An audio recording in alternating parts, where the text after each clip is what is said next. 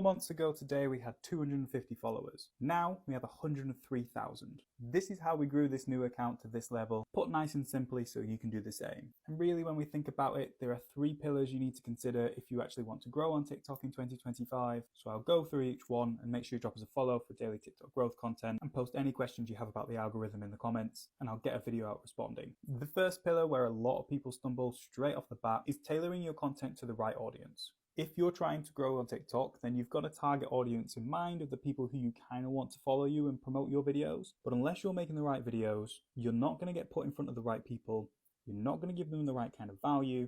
They're not going to engage with it, which means you're not going to get any more views and you're not going to get any followers. So you have to do your research. The first content pillar is figuring out what TikTok is rewarding for your niche already, or for videos that your target audience will want to see. You can literally just search a couple of keywords that are relevant to the people you want to target, see what's doing well, and pillar 1 is already off to a great start. You've just got to create a content strategy that's perfectly tailored to them and perfectly tailored to the quality that TikTok is rewarding for that kind of content. Now, the second pillar is getting TikTok to understand your content. It just comes down to TikTok SEO.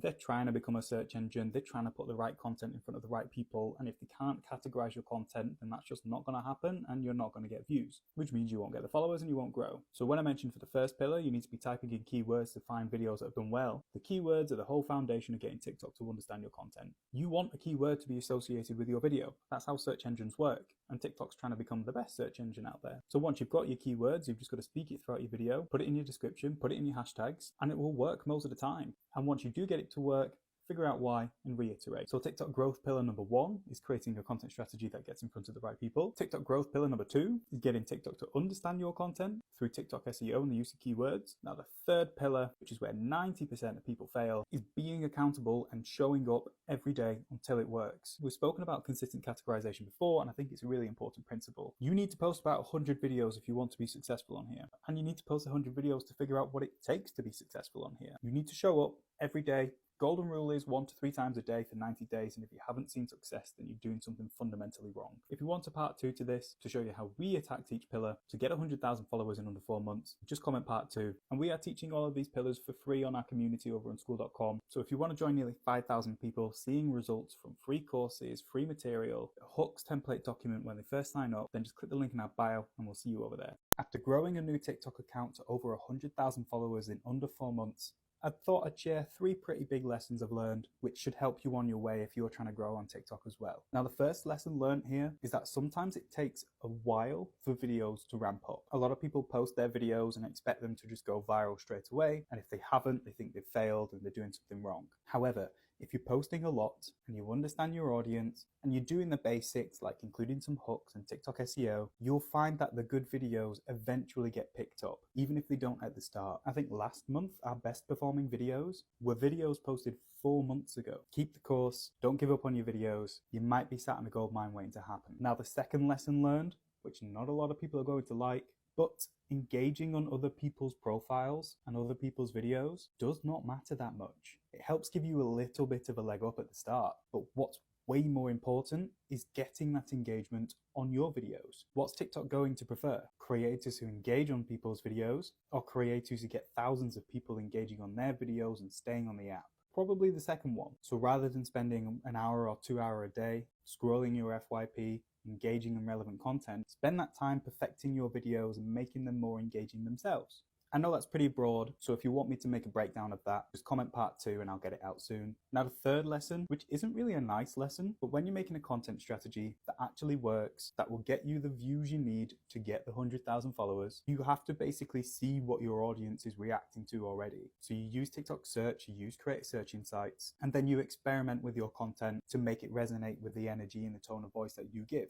However, sometimes the very best performing videos for you in your niche to bring in the views, to bring in the followers, aren't necessarily the videos you like to make. Like for us, for example, I know that if I post a video talking about TikTok news updates, it's almost guaranteed 6-figure views, but that's not what I came on here to do. I came on here to help people understand the algorithm and to help people understand how to grow their own accounts, not to just relay news off a website. Now, speaking of teaching people, we've got our next launch coming of our academy on the 21st of Feb, and we're only allowing 100 spots in, where we have extensive courses on helping you create a content strategy, develop your hook strategy, strategy, your categorization strategy. We've got live webinars from our TikTok coaches, you've got one-on-one support, and you've got the growth games where if you grow the most, you earn cash prizes. Based off February so far, people in the community are gaining tens of thousands of followers. So if you want to be part of the 100 that get in this month, then just click the link in our bio to sign up to our priority list, which guarantees you access on launch day.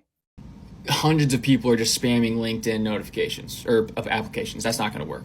Okay. If you're in the dating pool, hundreds of dudes are sliding in the DMs. That's not going to work. Okay. You have to find ways to stand out. I actually paid a guy to teach me pattern interruption so that I could go get a job with my mentor. And the way he did that, he taught me some unique way to create a video and then make sure that it gets into his inbox, that he actually sees it. And then in it, we did unique discovery of my mentor's business. And it all stood out and it actually worked. And so I was underqualified, but because of the pattern interruption, it stood out and it made him think to himself, man, this guy actually understands how to break through the noise. Okay, which is marketing. Okay, now let me break down. How can you add differentiation into your content so that you can not just survive, but so that you can thrive? There's 5 ways.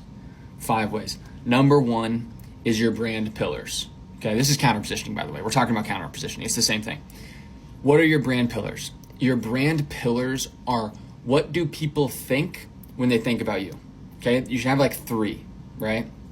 And I think the worst way to do this is to just say my brand pillars are fitness, lifestyle, and entrepreneurship. Okay?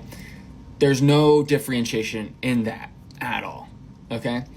Instead, it could be fitness as a paraplegic, entrepreneurship as somebody from a third world country.